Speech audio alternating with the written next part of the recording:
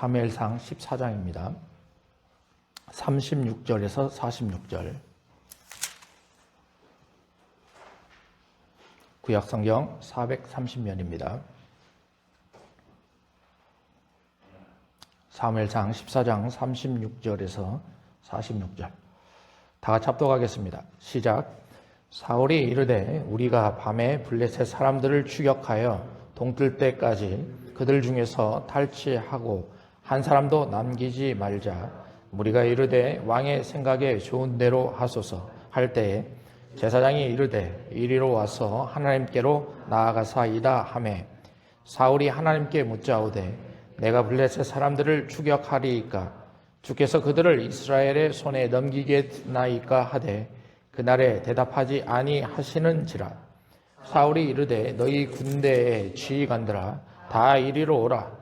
오늘 이 지휘가 누구에게 있나 알아보자. 이스라엘을 구원하신 여호와께서 살아계심을 두고 맹세하노니 내 아들 요나단에게 있다 할지라도 반드시 죽으리라 하되 모든 백성 중 한 사람도 대답하지 아니하매 이에 그가 온 이스라엘에게 이르되 너희는 저쪽에 있으라. 나와 아들 요나단은 이쪽에 있으리라. 백성이 사울에게 말하되 왕의 생각에 좋은 대로 하소서 하니라. 이에 사울이 이스라엘의 하나님 여호와께 아뢰되 원하건대 실상을 보이소서 하였더니 요나단과 사울이 뽑히고 백성은 면한지라. 사울이 이르되 나와 내 아들 요나단 사이에 뽑으라 하였더니 요나단이 뽑히니라. 사울이 요나단에게 이르되 내가 행한 것을 내게 말하라. 요나단이 말하여 이르되 내가 다만 내 손에 가진 지팡이 끝으로 꿀을 조금 맛보았을 뿐이오나 내가 죽을 수밖에 없나이다. 사울이 이르되 요나단아 내가 반드시 죽으리라. 그렇지 아니면 하나님이 내게 벌을 내리시고 또 내리시기를 원하노라 하니 백성이 사울에게 말하되 이스라엘의 이 큰 구원을 이룬 요나단이 죽겠나이까 결단코 그렇지 아니하니이다. 여호와의 살아계심을 두고 맹세하옵나니 그의 머리털 하나도 땅에 떨어지지 아니할 것은 그가 오늘 하나님과 동역하였음이니이다 하여 백성이 요나단을 구원하여 죽지 않게 하니라. 사울이 블레셋 사람들 추격하기를 그치고 올라가매 블레셋 사람들이 자기 곳으로 돌아가니라. 아멘. 요즘 대한민국을 들썩이는 영화 한 편이 소개가 되고 있습니다. 신의 악단입니다. 출연진이 화려하지도 않습니다. 저도 사모하고 저번 주에 가서 이 영화를 보았는데요. 1시간 한 40분, 50분 정도 상영이 되는데 맨 처음에 3명이 저하고 아내하고 한 사람 3명만이 관객이었어요. 그런데 영화가 다가오자 한 15명 정도 이렇게 이 영화를 봤습니다. 15명이 영화를 보는데 3분의 2 이상이 눈물바다가 되었던 것 같습니다. 얼마나 은혜로운지 몰라요. 기독교 영화인데 엊그제 보니까 30만 명이 지금 영화를 상영했다 이렇게 보이더라고요. 그래서 전문가들이 물어보니까 아마 150만 명 이상이 이 영화를 시청할 것 같다 이렇게 되어 있습니다. 여러분 이 사진을 보시면 이 배우들이 박시우 그 외에는 화려한 사람들이 별로 있지가 않아요. 근데 이것이 1994년도에 있었던 북한에 있었던 일을 실질적인 일을 영화로 만든 거거든요. 여기에 등장하는 박시우라는 이 배우의 이름이 박교순입니다. 근데 이 사람이요 실질적으로 자신의 사촌 형을 칼로 죽였습니다. 왜 죽였느냐? 예수 믿는다고 죽였습니다. 놀라운 일이죠. 그런데 1994년도에 이 북한에요 너무나 돈이 없어가지고 해외에서 약 2억 원이요. 2억 원의 돈을 원조해 주겠다. 근데 그 2억 원이 작지는 않잖아요. 그런데 2억 원을 받을 때에 조건이 필요했습니다. 우리나라에서 펼쳐지고 있는 그 기독교의 영향, 특히 악단들이 표현을 하는 그 가스펠송들 그런 것들을 너희들이 한번 해봐라라는 거죠. 그리고 유엔에서 나오는 사람들이 그것을 직접 관람하겠다. 그런 내용입니다. 그런데 이 주인공 교순 씨가요, 이 악단을 만들고 또 연습을 하면서 회심을 합니다. 하나님을 만나게 됩니다. 그리고 나서 이 악단들을 살리기 위해서 결국 이 사람이 순교합니다. 그런 내용으로 되어 있어요. 여러분, 이름이 교순이에요. 교순을 꼭 올라오면 뭐가 됩니까? 순교입니다. 그렇죠? 여러분, 제가 이 영화를 소개시켜 드리는 이유가 오늘 본문의 제목이 불의의 무릎을 꿇지 마라, 이런 말씀이에요. 근데 여기 나오는 교순 씨도, 박교순, 이분도 예수님을 보고 예수님을 영접하고 그리고 그의 인생을 살아가면서 결국은 자신들의 목숨을 버리면서까지 한 10명 되는 사람들의 생명을 살리는 그런 일을 감당했다라는 거죠. 불의에 굴하지 않았습니다. 무릎을 꿇지 않았습니다. 하나님의 말씀을 따라가며 정의에 자신의 생명을 던진 그의 모습이 굉장히 인상이 깊었다라는 거죠. 여러분, 오늘 본문에 나와 있는 내용을 한번 잘 보실 필요가 있습니다. 사울이요, 계속 하나님에게서 멀어져가는 내용들이 계속 등장합니다. 왕으로 기름 부음을 받으면서 세움을 받았었습니다. 그러나 시간이 지나면서 하나님은 없어지고 자기 의가 계속 살아납니다. 전쟁에서 요나단을 통해서 또 요나단과 그의 부관을 통해서 두 명이 전쟁의 시발점을 만들어냈고 승리로 이끌어가는 놀라운 일을 만들어냈습니다. 그런데 사울은 자신의 공명심이 멈추지 않죠. 그리고 승리한다는 것을 맛보니까 이참에 아예 전쟁을 끝내버려야 되겠다는 그 모습을 사울은 만들어냅니다. 그것이 바로 36절에 그렇게 표현되지 않았습니까? 그런데 36절 후반절을 보십시오. 이런 사울의 인도함에 백성들도 동조합니다. 왕이 좋은 대로 하십시오. 이참에 아예 블레셋과의 전쟁에서 승리하십시오. 근데 사울의 마음이 어떻겠어요? 와, 이제는 백성들도 나를 따라주는구나. 그런 마음이 있었을 것입니다. 그런데 그때 사울의 그런 생각을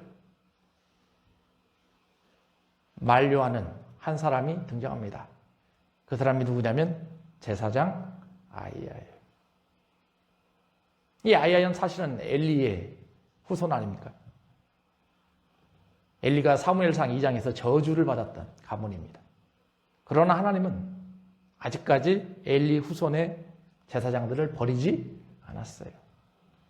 그리고 아히야를 통해서 사울이 다시 회복시켜 갈 수 있는 그런 일들을 보여주는 것 같습니다. 그래서 아히야가 사울에게 권면합니다. 왕이시여, 그러면 안 됩니다. 먼저 하나님께 하나님의 뜻이 무엇인지를 물어보는 것이 먼저입니다. 그래서 사울은 그의 아이의 뭡니까? 권면을 받고 하나님의 뜻을 물어봅니다. 놀라운 일이 발생한 거죠. 여러분, 저는 이 말씀을 보면서 무엇을 생각했냐? 제사장 아히야의 입장에서 한번 생각을 해봤습니다. 여러분, 사울이 어떤 사람입니까? 왕입니다. 또 사울이 하나님으로부터 점점 멀어져 가고 있어요. 그런데 제사장이 사울의 왕 말에 한마디 잘못하면 생명이 위태로워요. 왜냐? 전에 있는 사건을 한번 보시기 바랍니다. 전쟁을 하는 중에 너희들은 아무것도 음식을 먹지 마라. 만약에 너희들이 음식을 먹게 되다가 발각이 되면 내가 너희에게 저주를 내리겠다. 하나님이 저주를 내리겠다. 그것은 사실은 사울이 발견된 즉시 처형하겠다는 모습이죠. 오늘 본문에 나와 있잖아요. 그러니 아히야도 오늘 사울에게 이런 말을 던졌을 때는 그냥 던진 게 아니에요. 제사장으로서 생명을 걸고 던진 거예요. 여러분, 우리 인생을 살면서 하나님의 뜻에서 멀어져가는 모습을 보았을 때 또 그 길로 걸어가지 않는 길을 보게 된다면 우리도 생명을 때로는 걸 필요가 있어요. 우리는 하나님 앞에서, 진리 앞에서 무너지면 안 된다라는 것입니다.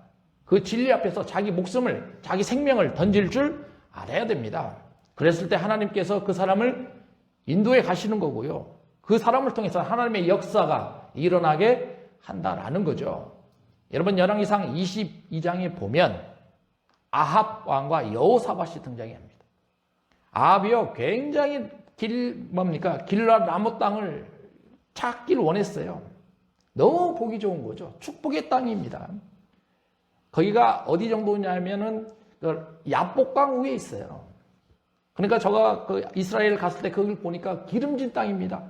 그러니 얼마나 아합의 입장에서는 그 땅을 가지고 싶었겠어요. 그러나 혼자 점령하기가 쉽지가 않아요. 그래서 아합 왕이 획책을 써낸 게 뭐냐면 여호사밧 남유다 왕과 함께 연합해서 여기를 점령을 해야 되겠구나, 그런 마음을 먹습니다. 그런데 여호사밧이 제의를 합니다. 아합이요, 전쟁을 하기 전에 우리가 하나님의 뜻이 무엇인지를 한번 여쭤보십시다. 북이스라엘에 수많은 선지자가 있지 않습니까? 그 이스라엘의 선지자들을 데려다 놓고 그 사람들을 통해서 하나님의 뜻이 무엇인지를 알아보십시다. 그런데 그 선지자들이 하나 동성으로 그 대빵이 시드기야였거든요. 근데 그 사람들은 라못과의 전쟁을 하자. 만약에 전쟁을 하게 되면 하나님이 반드시 승리해 주겠다. 그때 여호사밧이 또 묻습니다. 아합에게. 아합이여, 북이스라엘에 이 선지자들 말고 더 하나님께 신실한 선지자가 있습니까? 그랬더니 아합이 하는 말이 미가야가 하나 있습니다, 그러는 거죠. 근데 그놈은 나쁜 놈이에요. 왜? 나한테 오면 긍정적인 얘기를 한마디도 해주지 않고 날마다 부정적인 얘기만 해주신다는 거예요. 그러니 그놈은 나한테 나쁜 놈이라는 거예요. 나는 그 얼굴도 보기 싫다라는 거죠. 아예 쳐다도 보기도 싫다라는 거예요. 근데 여호사밧은 마음이 달랐어요. 그 사람이 진정한 하나님의 사람이니 우리가 그 사람에게 직접 하나님의 뜻이 무엇인지를 물어보십시다. 그래서 미가야를 데리러 사신을 보냅니다. 그때 사신이요, 미가야에게 말씀을 해줍니다. 당신이 잘못 말하게 된다면 당신은 죽을 수도 있습니다. 그랬더니요, 미가야가 열왕기상 22장 14절에서 이렇게 고백을 합니다. 같이 읽어봅니다. 시작. 미가야가 이르되 여호와께서 살아계심을 두고 맹세하노니 여호와께서 내게 말씀하시는 것 곧 그것을 내가 말하리라 하고. 여러분, 이 말씀을 보세요. 지금 미가야도 만약에 자칫 말을 잘못하게 된다면 생명이 위태로운 상황이에요. 그런데 미가야는요, 타협하지 않습니다. 사신이 보냈을 때 반드시 당신이 잘못 말하게 되면 죽을 거라는 이 얘기를 듣습니다. 그러나 이 선지자는요, 불의의 무릎을 꿇지 않아요. 하나님이 나에게 말씀해 주신 그 말씀을 제대로 전하기를 원합니다. 여러분, 교회가 이렇게 돼야 됩니다. 선교지에서도 이런 일들이 일어나야 됩니다. 하나님으로부터 부르심을 받은 사역자라고 한다면 환경을 보지 말고 하나님이 주신 메시지를 바르게 전할 줄 알아야 된다는 거예요. 그러면 미가야가 여기서 끝나는 게 아니에요. 전쟁하라. 하나님이 너에게 승리를 해줄 거다. 그거 확실하다. 그런데 하나님께서요, 큰 뜻이 있었어요. 길르앗 라못과의 전쟁 중에 아합 왕을 죽이기로 작정을 하는 거예요. 작정을 합니다.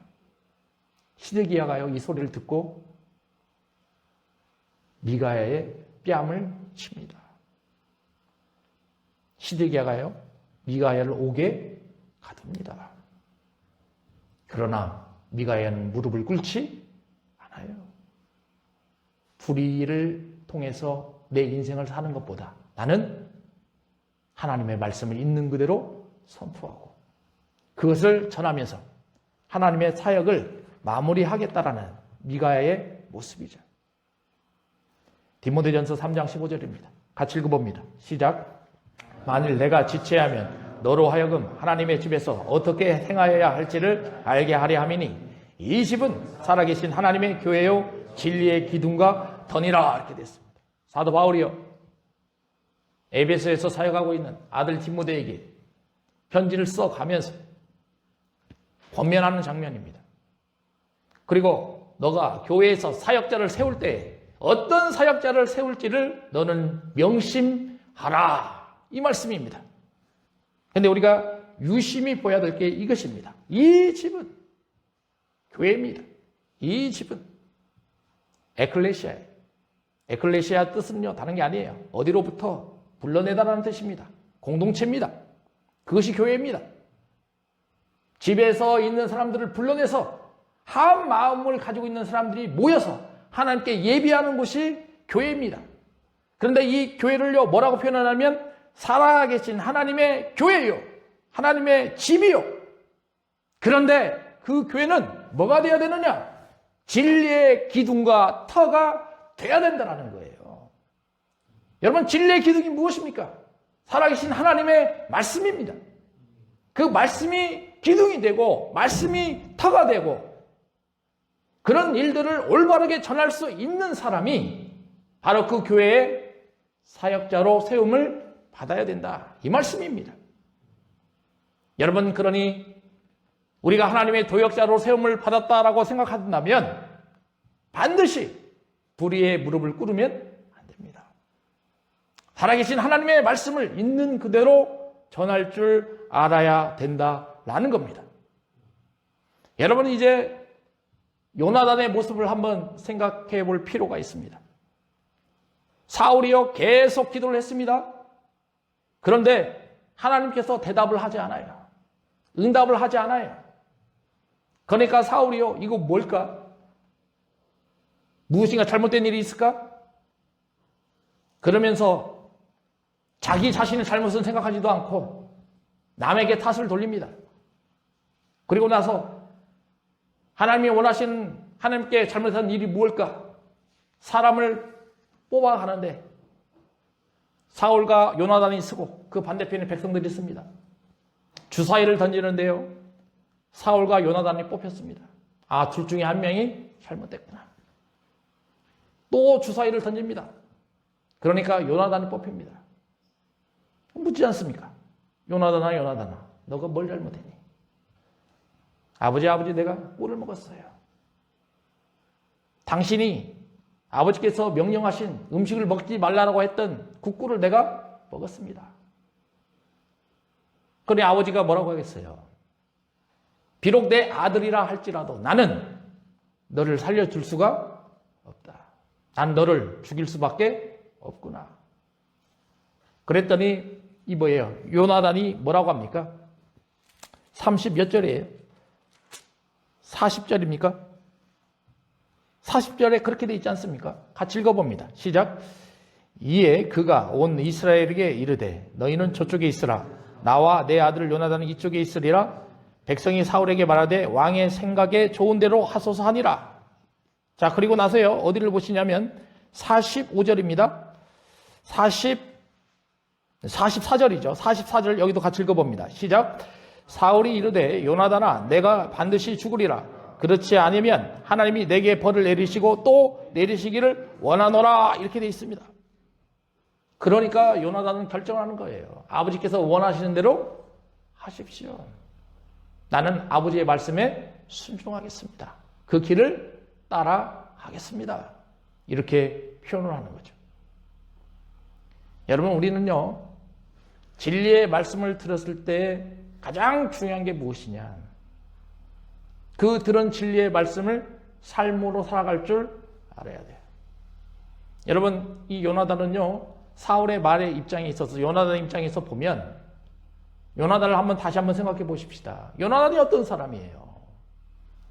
두 명을 통해서 적군에 들어가서 믿음을 가지고 하나님의 일을 경험했던 사람입니다. 수많은 이스라엘 백성들이요 왕자로서 소임을 다하고 있다라고 칭찬하는 사람입니다. 맘만 먹으면요 백성들의 힘을 입어서 아버지를 엎어먹고 왕으로 세워갈 수 있는 그런 사람이에요. 근데 그렇게 하질 않아요. 왜 안 합니까? 믿음이 있는 자는 권세자에게 순복할 줄 압니다. 믿음이 있는 사람은 하나님의 말씀을 분별할 줄 압니다. 그리고 나서 그 길을 내 뜻으로 관철시키지 않고 하나님의 인도하심에 따라, 때로는 왕의 명령에 따라 순종할 줄 안다라는 거예요. 요나단이 죽고 싶었겠습니까? 아니에요. 그런데 순종합니다. 창세기 22장을 보십시다. 아브라함과 이삭이 나오지 않습니까? 하나님이 아브라함에게 명령하시잖아요. 아브라함아, 아브라함아, 나귀와 너 아들과 땔감을 가지고 모리아 산으로 가라. 아브라함이 아무 소리도 안 해요. 하나님 그렇게 하겠습니다. 순종합니다. 이제 이들을 데리고요, 모리아 산에 도착합니다. 아들 이삭도 아무 말도 안 합니다. 순종합니다. 이제 종들과 나귀는 한 곳에 놔두고 아브라함이 이삭을 데리고 땔감만 데리고 또 불을 가지고 산꼭대기로 올라갑니다. 그런데요, 이삭이 아무런 소리도 하지 않습니다. 그러다가 한마디 하죠. 아버지, 제사를 드려야 되는데 양은 어디 있습니까? 그랬더니 아브라함이 뭐라고 합니까? 아마 양은 아버지께서 준비해 놓으셨을 거야. 근데 그 산꼭대기 양이 어디 있어요? 그런데도 이삭은 한마디도 하지 않습니다. 여러분, 아브라함도 이런 하나님의 말씀에 타당하지 않다라는 거 알죠? 순종합니다. 이삭도 이런 하나님의 명령에, 아브라함의 명령에 타당하지 않은 거 압니다. 그런데 순종합니다. 왜 순종합니까? 그것이 하나님의 명령이기 때문에 순종합니까? 왜 요나단이 순종합니까? 그것이 왕의 명령이기 때문에 순종합니다. 순종하면 죽는 거 압니다. 그런데도 들어갑니다. 여러분, 이것이 기독교예요. 기독교는요, 세상 논리와 다릅니다. 세상에서는요, 자기 생명을 보호하기를 원합니다. 자기 이윤을 추구하기를 원합니다. 그러나 기독교는 그러지가 않아요. 기독교는 하나님의 말씀에 순종하며 하나님의 인도하심에 걸어가는 것이 기독교의 본질임을 우리는 깊이 깨달아야 된다라는 거예요. 여러분, 로마서 13장 1절과 7절에서 이것을 잘 설명해 주고 있어요. 1절과 3절을 같이 읽어봅니다. 시작. 각 사람은 위에 있는 권세들에게 복종하라. 권세는 하나님으로부터 나지 않음이 없나니 모든 권세는 다 하나님께서 정하신 바라. 그러므로 권세를 거스르는 자는 하나님의 명령을 거스름이니 거스르는 자들은 심판을 자취하리라. 먼저 여기까지만 보겠습니다. 여기 보십시오. 바울이요, 세상 권세에서 말을 하는데요, 각 사람은 위에 있는 권세들에게 복종하라 이렇게 돼 있어요. 여러분, 우리도 이래야 됩니다. 요즘요, 매스컴을 보십시오. 대한민국에 수많은 갈등들이 있지 않습니까? 이거 하면 안 됩니다. 이거 하면 안 됩니다. 그것도 사람의 논리예요. 바울은 그거 다 알고 있습니다. 그러나 바울은 표현합니다. 그 권세자들 누가 세웠느냐? 하나님이 세우셨다. 그러니 우리는 권세자들에게 복종할 필요가 있다. 왜냐? 마지막에 그렇게 되지 않습니까? 모든 권세는 다 하나님이 정하신 바라. 그러므로 권세를 거스르는 자는 하나님의 명을 거스름이니 거스르는 자들은 심판을 자취하리라. 놀라운 말씀입니다. 그럼 무작정 해야 될까요? 바울은 그렇게 표현하지 않아요. 여러분, 3절을 제가 언더라인 쳐놨어요. 다스리는 자들은 같이 읽어봅니다. 시작. 다스리는 자들은 선한 일에 대하여 두려움이 되지 않고 악한 일에 대하여 되나니 내가 권세를 두려워하지 아니하느냐. 선을 행하라. 그리하면 그에게 칭찬을 받으리라. 이렇게 됐어요. 다스리는 자에게 심판권이 있다는 거예요. 그러니 권세자들에게 심판권이 있는 겁니다. 그런데 만약 우리가 선을 행하지 않는다면 그 권세자들을 두려워한다는 거죠. 그러나 선을 행하게 된다면 우리는 그런 권세자들에 대해서 전혀 두려워할 필요가 없다는 겁니다. 4절과 5절입니다. 여기도 같이 읽어봅니다. 시작. 그는 하나님의 사역자가 되어 내게 선을 베푸는 자니라. 그러나 내가 악을 행하거든 두려워하라. 그가 공연히 칼을 가지지 아니하였으면 곧 하나님의 사역자가 되어 악을 행하는 자에게 진노하심을 따라 보응하는 자니라. 그러므로 복종하지 아니할 수 없으니 진노 때문에 할 것이 아니라 양심을 따라 할 것이라. 이렇게 되어 있어요. 여러분, 아까는 다스릴 자라고 했습니다. 근데 여기는 이제 뭐라고 표현합니까? 하나님의 사역자라고 표현합니다. 여러분, 그러니 하나님께서 권세자로 세웠다라고 한다면 그 권세자는 누가 되어야 된다? 하나님의 사역자가 되어야 됩니다. 이런 사람을 따라가라는 거예요.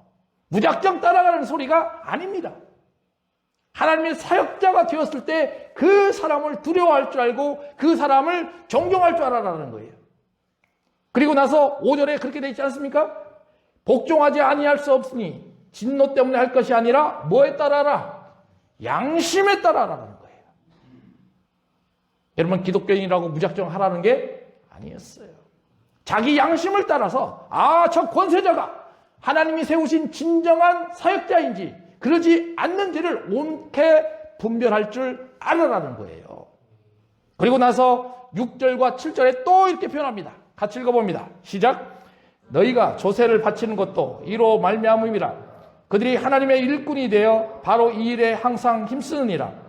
모든 자에게 줄 것을 주되 조세를 받을 자에게 조세를 바치고 관세를 받을 자에게 관세를 바치고 두려워할 자를 두려워하며 존경할 자를 존경하라. 이렇게 되어 있습니다. 여기에 나오는 언더라인은 뭐라고 되어 있냐면 하나님의 일꾼이다. 이렇게 되어 있습니다. 여러분, 그러니 여기에 나와 있는 내용들 종합해 보십시다. 맨 처음에는 하나님의 모든 권세자들이라고 표현했어요. 그러나 이제 모든 권세자들을 다스릴 자라고 표현했습니다. 그런데 그 다스릴 자를 하나님의 사역자라고 표현했고 맨 마지막에 하나님의 일꾼이라고 표현했어요. 이런 사람들을 향해서 우리는 양심으로 복종할 줄 알아야 되는 것입니다. 그리고 그들에게 순종할 줄 알아야 되는 거고요. 이런 사람들의 리더가 되었을 때 우리는 납세의 의무도 잘 할 줄 알아야 된다라는 거예요.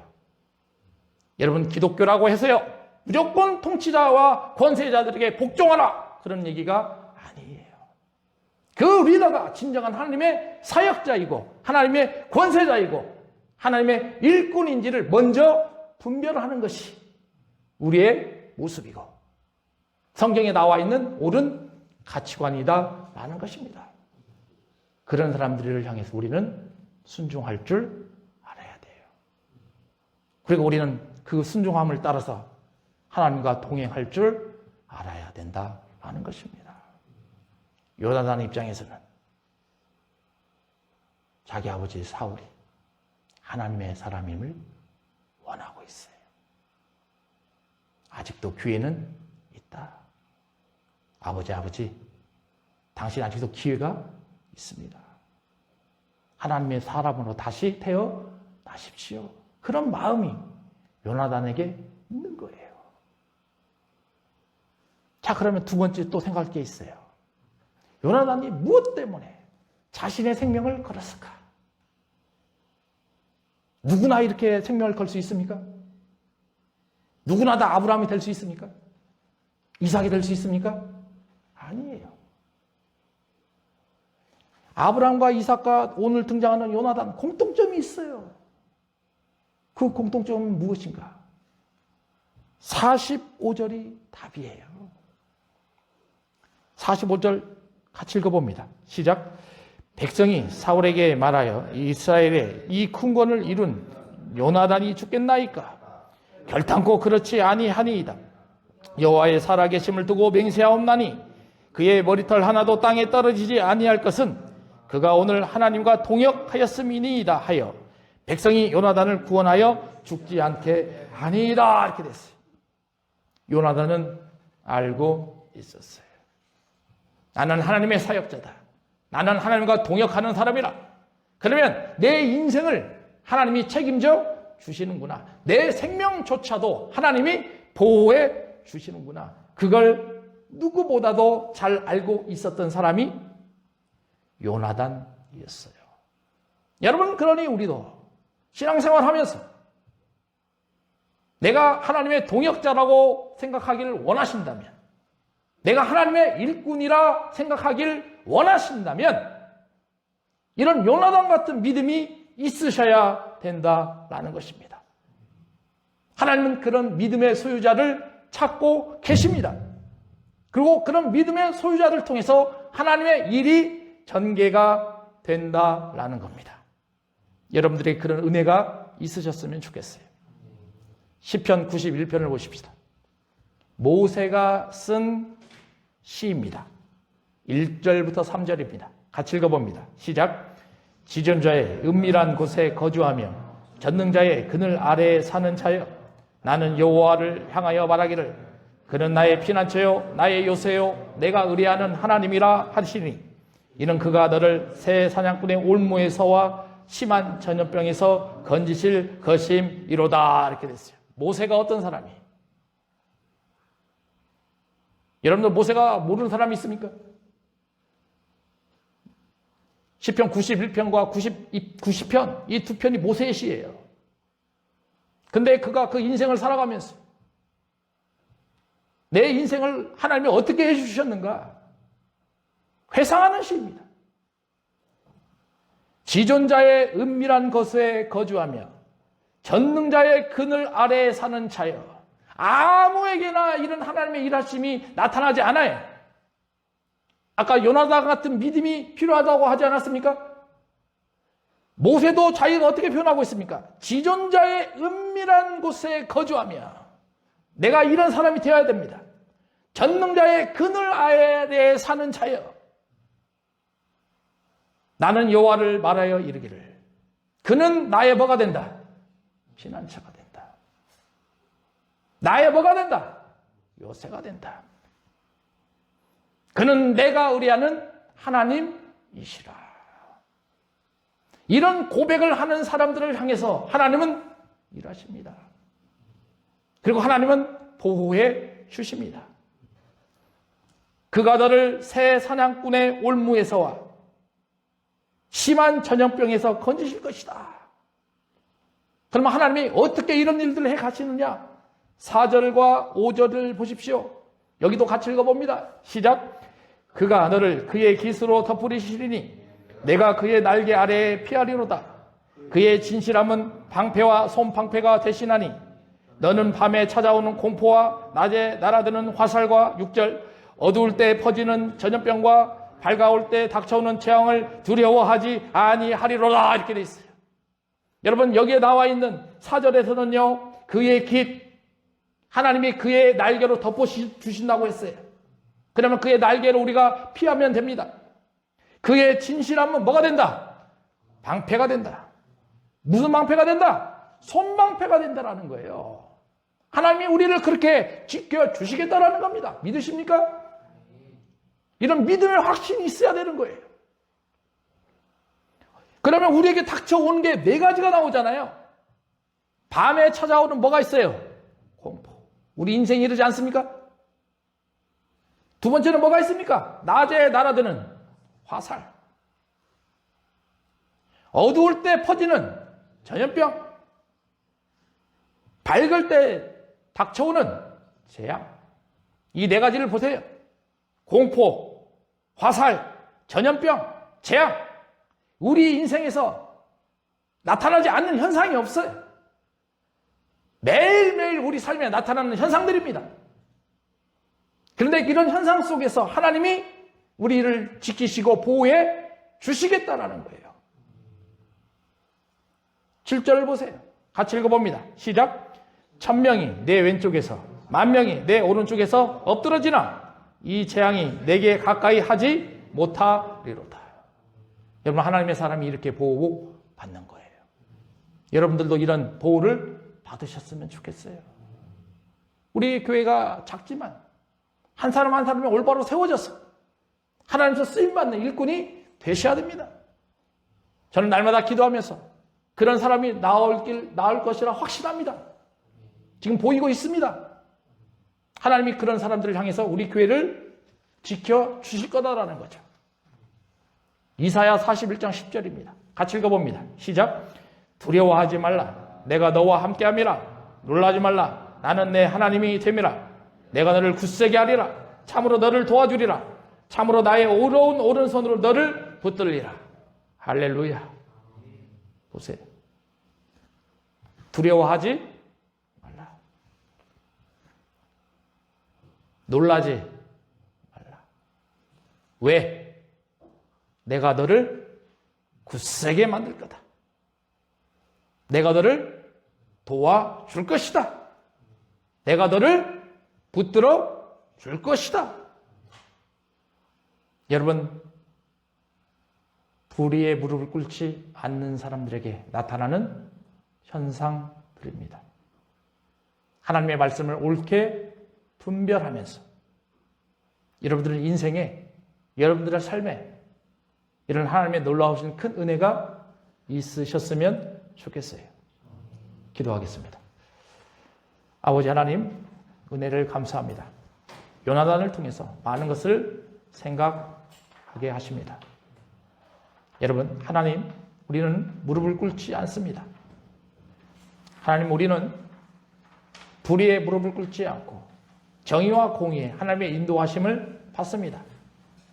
주님께서 우리 로고스 교회 성도들을 불의에 무릎을 꿇지 않는 성도들로 인도하여 주시고 하나님의 말씀을 분별하며 순종의 삶을 살아가므로 하나님의 지켜주심과 하나님의 보호하심과 하나님의 일하심을 경험하게 하여 주시옵소서. 예수님의 이름으로 기도하옵나이다.